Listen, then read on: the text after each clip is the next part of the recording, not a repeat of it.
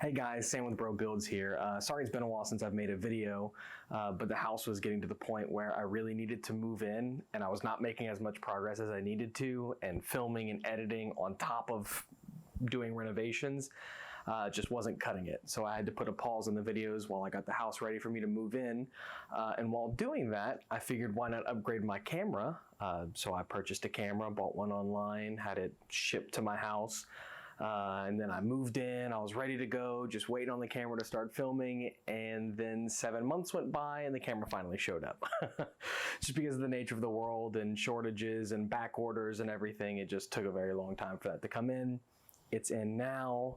I'm finally able to start making videos again. Work has kind of slowed down. And I figured why not start off with an easy project that hopefully you guys can tackle on your own as well. So let's get right into it.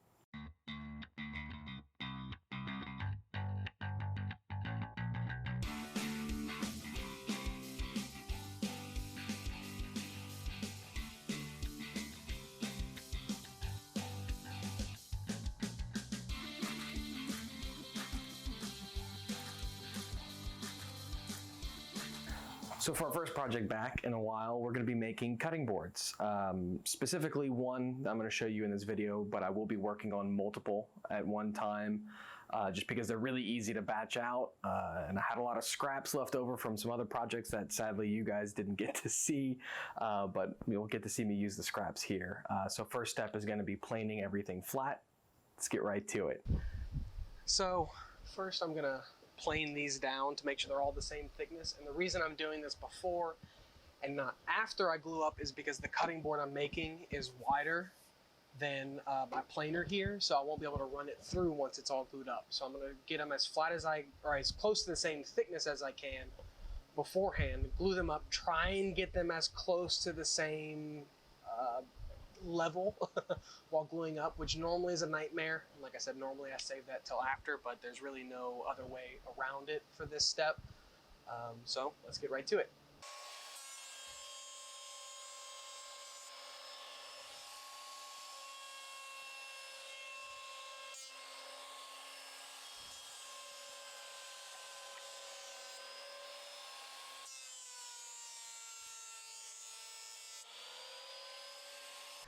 Okay, so now that we've got all our pieces even, the next thing to do is to make sure that we have a nice, straight, flat edge to glue everything together with. This will make sure that you really won't be able to tell that there's a seam and that there's no bowing or weird warping or lines in the wood. And this can be kind of tricky because if your blade's a little bit out of alignment and you cut your pieces in a certain way, you could actually exaggerate the angle that your blade is off by and get a nice bow.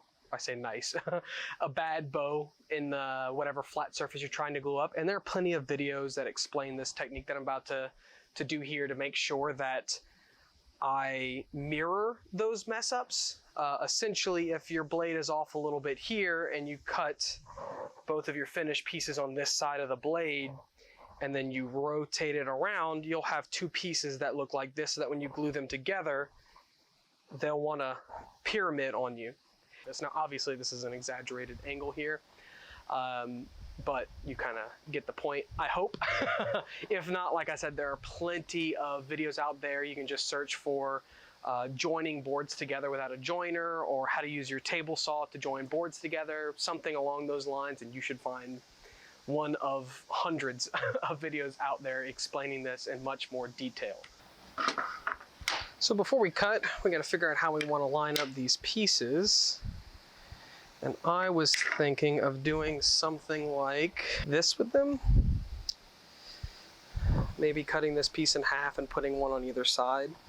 I think that's actually what I'm going to do, but let's get cutting.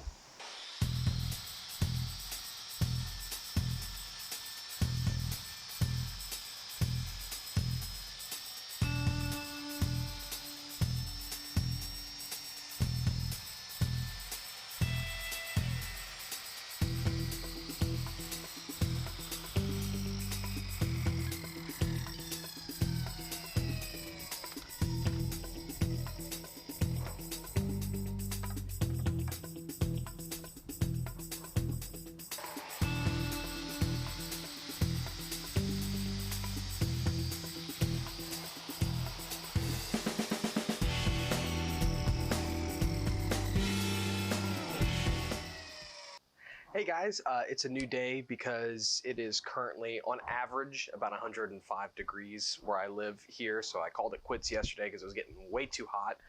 And I'm recovering from being sick. So I was getting a little fatigued and didn't want to be working on anything while I was overly tired and accidentally mess something up. Normally I do like to glue at the last thing I do during the day to have it dry overnight so that it's ready for me to work on the next day, but wasn't able to do that, so we're going to glue first thing today. And for that, we're going to be using Titebond 3. For most of my projects, I typically just use Titebond 2 or some kind of water-resistant glue because it's more than durable or capable for most of your projects, like picture frames, tables, or anything that's typically like an indoor project. Or even some exterior projects that aren't going to see a lot of rain or water. But for a cutting board that will see a lot of moisture, I figured we'd go with something that's waterproof instead of water resistant, which is why we're going to be using Titebond 2. So let's get started.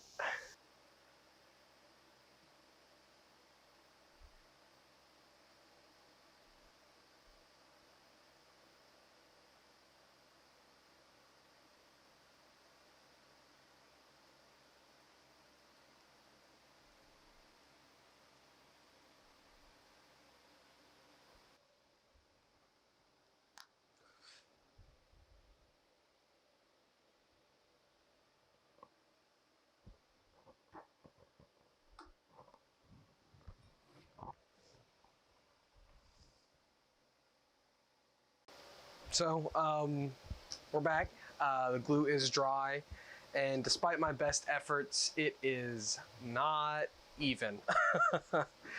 It's pretty close, but there are a bunch of ridges, more so than I'd like to get out with just sanding alone, because that's going to leave a lot of pitting throughout the surface. So I'm actually going to bust out this handheld electric planer and see if I can't level this out some. I don't like to use this too much because it's very inaccurate. There's a lot of room for error in something like this, and you can really mess up something using this, as I've learned the hard way before. But we're gonna give it a go and see what we can come up with.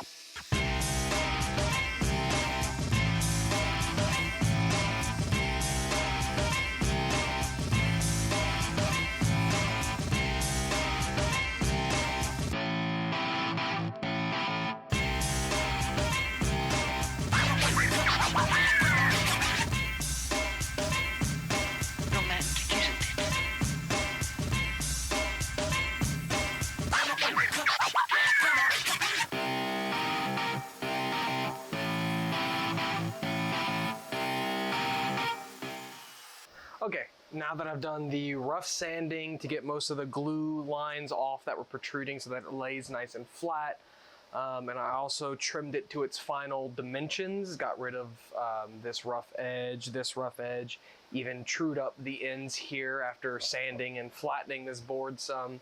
I've just got the final touches and details to put on this little thing. I'm gonna round the corners. I'm also going to round over the top edge, and I'm also going to cut a little slit so that you can get your fingers underneath the cutting board to lift it up. So let's get right to it.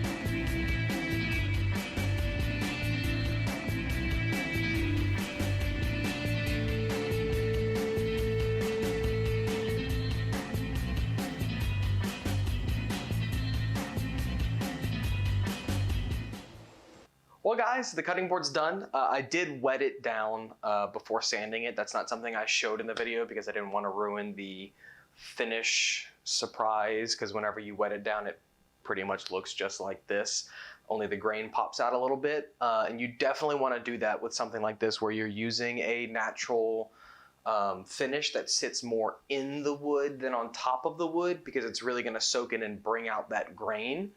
And you don't want it to have a rough feel, especially something like a cutting board where that's just asking for bacteria and stuff to collect around that grain. So it's a need to do step. If you don't do it, don't worry. You can always sand it down after putting your finish on. You'll just have to put more finish and you'll end up wasting some of this. Speaking of which, I used Butcher Block conditioner for cutting boards. I use this for all my cutting boards. If it's made for a butcher block, something that you can't put in the sink, that a lot of food gets cut and prepared on, it's good enough for a cutting board. Usually mine are smaller and can fit in a sink. I'm actually not sure if this one will fit in a sink for cleaning either, but needless to say, it does a great job. I've never had any complaints. I haven't had any issues with it. I also put the feet on the back of the cutting board like I said I was going to do. Now because this cutting board was so big, it did end up with a little bit of twist in it. Not much, but enough that it didn't lay flat. So I did have to shorten this leg down here. With all that being said, I hope that I showed you guys something very easy to make that can utilize some of your scraps, that makes a great gift for people, or a great project for yourself, or something to kind of test your skills on. A lot of the skills and techniques used in making a cutting board are useful in making a tabletop as well, for getting something flat and joined without any gaps in it. And it's a great way to hone your skills while also making a cool gift for other people. So until next time.